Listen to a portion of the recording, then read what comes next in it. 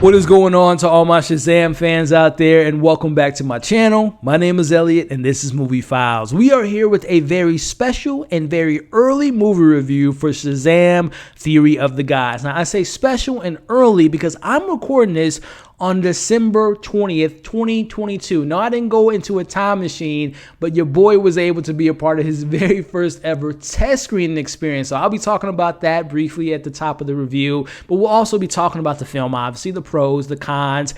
As I'm recording this, there's been a lot of changes in the DC universe, and there's been a lot of people out there saying, is this film and Aquaman and Blue Beetle and Flash, is it even worth being excited for? We'll be discussing that and so much more in today's spoiler-free review. But before we get into it, if you all haven't already, consider subscribing to the channel and hitting that notification bell. That way you don't miss out on any of my early content. You can also give your boy a follow on Instagram, TikTok, and Twitter. All those links can be found in the description of this very video. Which, speaking of this video, if you all enjoyed my review today, make sure you're hitting that thumbs up. Make sure you're sharing the review. But more importantly, once you've seen this film, sharing your thoughts in the comments. We're talking pros, cons, favorite moments, least favorite moments, the story, the direction, the performances, and everything in between. And once you've seen this film, like I said, I'm recording this in the middle of December. And in the past few weeks, we've gotten a lot of changes in the DC universe. So do you want to see more of Zachary Levi Shazam in this new future of the DC universe? Or do you want to recast? Let's talk about it in the comments below. So first and foremost, just a quick little story. Time codes in the description so you can skip ahead to the review. But first ever test screening event that I've ever attended. Shout out to WB. Shout out to the ones that invited me to this very special, exclusive, under the rug, hush hush, don't tell nobody screening. Shout out to you all. But just briefly, as far as my experience, went to a theater that I really don't go to a lot, but they had us in they have the theater and then there's a office behind the theater, and we were in this maybe 9, 12 seated small miniature theater that had a pretty good surround sound and a pretty big screen, and we saw the film. And for people that I know that have been a part of test screenings, normally the film's not really complete, the visual effects aren't really done, there's sometimes characters that may or may not be in the final cut, but as I was told, seeing this December 19th, this was the final cut of the film. The only thing that wasn't a part of the film was potentially, and this might not even be a part of the theatrical run, there wasn't a post-credit scene. So again, they said that was the only thing that may or may not have been a part of this screening. So shout out to WB. Hopefully we can do more of these test screenings in the future because it was a lot of fun to be a part of. And hey, your boy had to keep a secret. I didn't tell no one that I was a part of this as I'm putting this video out probably closer to the release date of the film. So again, shout out to WB. But hey, we're here to talk about this film, and first things first, I was a fan of 2019's Shazam. It's kind of in the middle of the pack for me as far as my favorite DCEU films, but I have a good time with that, and I was looking forward to this sequel, and here we are talking about it. So first things first, let's talk about David F. Sandberg, who, on a personal note, I'm a fan of him as a human being. Like, he's a very self-aware, very funny follow on Instagram and Twitter. I just think he's such a genius when it comes to just some of his input on comic book movies. He pokes fun of his own movies. I just think he seems to be a great guy. So I'm a fan of David F. Sandberg, and I say all that to say the things that I loved about what he did with the first Shazam, he doubles down on that in the sequel. It's not only having the heart of the family yet again and bringing out some of the fun characters that we got from the first one, but it's also giving us more of the lore. There's more magic elements in this film. There's also a lot more dive into Greek mythology, and I'm a sucker for all that stuff. And also being a DC fan, there's a lot of DC Easter eggs and other DC things that are in this film that I really appreciated, that I just really like that David F. Sandberg brought into this second film. And also, you can tell just from a productional standpoint, the budget was bigger because the visual effects were cleaner, and also there was a lot more action this time around. We get the new updated suits, which let me just tell y'all right now, the suits were clean. The suit upgrade from Shazam 1 to Shazam 2 was night and day, and I appreciate that. But again, going back to David, I think he's having fun in this world. He has fun with these characters, and he really just navigates you through emotions of be on the edge of your seat with the action, having the spectacle of it, but also not forgetting the characters, the heart, the themes that we got from the first one about fighting for your family and having a family to lean on. So I really appreciate that. And again, as I'm recording during this DCEU is now been DCU. The DC universe has been a lot of changes.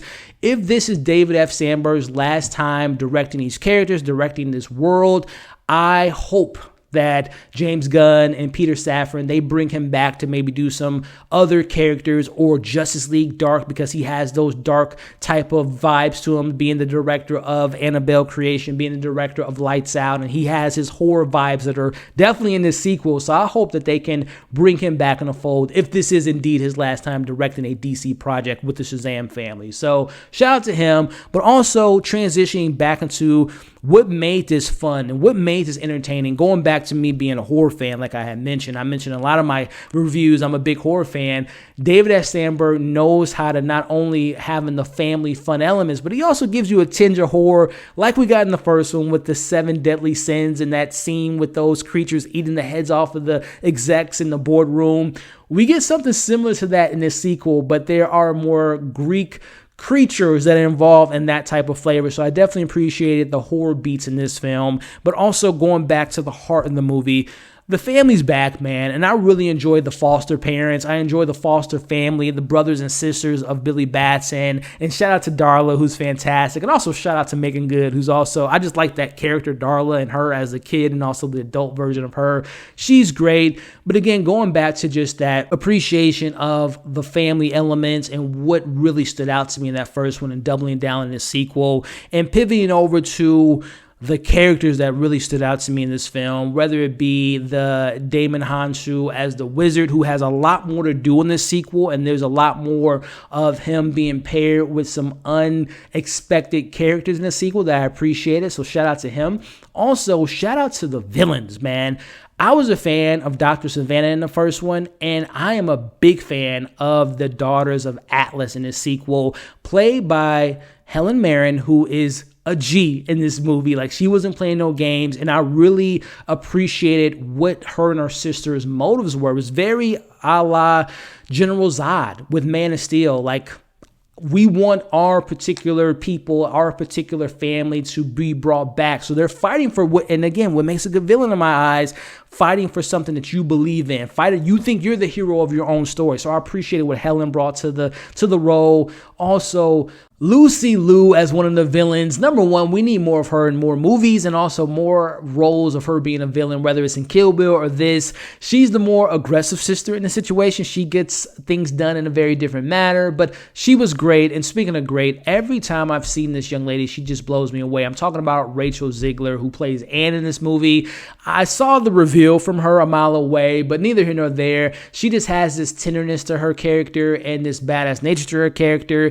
And again, whether it's West Side Story or now this, I just think she's a mega star, and she was fantastic in this film. And just to collectively speaking, the entire cast, Dylan, Jack Grazer, you have Astra Angel as Billy Batson, who, let's just talk about Zachary Levi, Shazam himself. I still have my issues with the way Zachary Levi plays the childish version of Shazam versus how Astra plays Billy, but I appreciated the matureness of Billy in this one, in particular how Zachary has to kind of be more of a leader this time around. So I do have my issues that we'll talk about with Shazam himself a little bit later, but I do appreciate the leveling up of the character per se. But acting was on point. The heart's still there with the family. The action's really heavy in this one. The visual effects were really well done. There's some great callbacks, and there's also some good jokes that I appreciate, especially some present day jokes to certain pop culture shows and movies that we've seen and loved. So there is a lot to appreciate with this film, but there's also some criticism. Number one, I kind of briefly touched on the family element a little bit and how I love the family. I love their dynamic. I love what the message is with the family, but there wasn't enough of the family. I wanted more from the family, and particularly from the kids, y'all. To me, this film felt like It Chapter 2, where obviously if you've seen that film, we spent more time with the adults than we do the kids for obvious reasons. And the same thing is applied to this film, where we spend more time with the Shazam family, them being the superheroes than they are the kids. And it wasn't the balance wasn't there for me, because I really appreciate those kids in the first one. And every time we checked in with them on the film, in this film, I just wanted more, because I think they're just so great in the role. And the Shazam family, them being the heroes, to me just feels kind of like they have fleshed them out enough to be these heroes. And I think that really boils down to there is obviously between part 1 and part 2 is 3 years, or by the time this review is out, it's almost 3.5 years at the first film release. And the film plays within that time frame where they've been Shazamming across the Philadelphia for 3 years, but I never got that sense of that teamwork or them really kind of being not experts, but being much better superheroes than they were in their first outing. I wish there was more of that kind of understanding of what they've learned in the past 3 years, because the way the film plays out, it's just like they're still rookies and they really haven't learned from their mistakes, which I thought was a little bit weird. But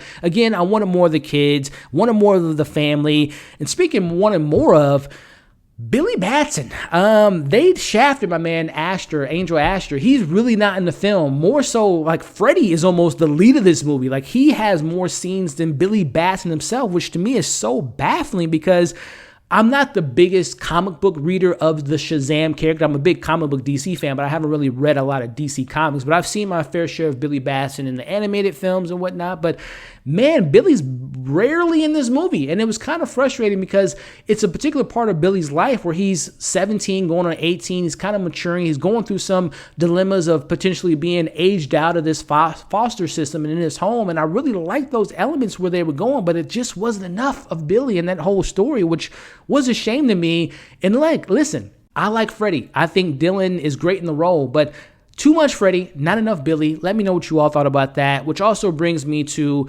Zachary Levi as Shazam. One of my biggest issues with him in the role in the first one was I felt like the 14-year-old Billy Batson was way more mature than how Zachary Levi was playing him as Shazam. Like him as Shazam was more childish, more, kind of making silly decisions, and it didn't seem the same from the character transition from the kid to the adult, or at least to the adult version of Shazam.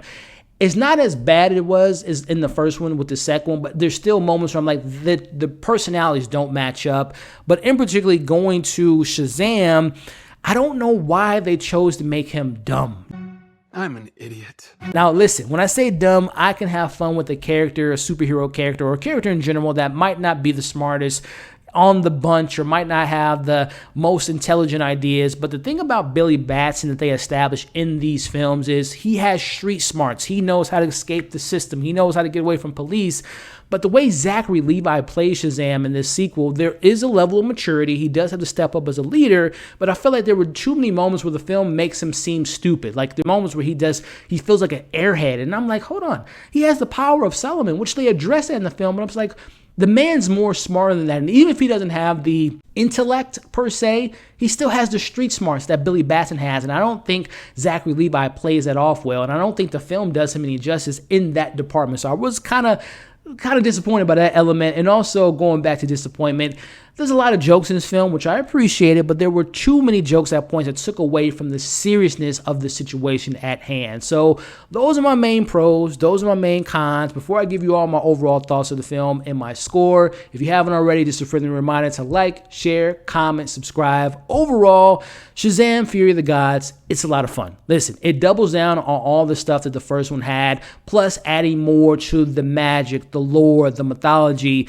having some more DC connections, and also just having that heart that I appreciated from the first one. But now, I do admit, I wanted more of the heart, I wanted more of the family, I wanted more of Billy Batson, and a little bit more maturity for Shazam. But at the end of the day, more pros and cons. I'm going to give Shazam! Fury of the Gods a 3.5 out of 5. And wrapping this video up, again, I'm recording this in December.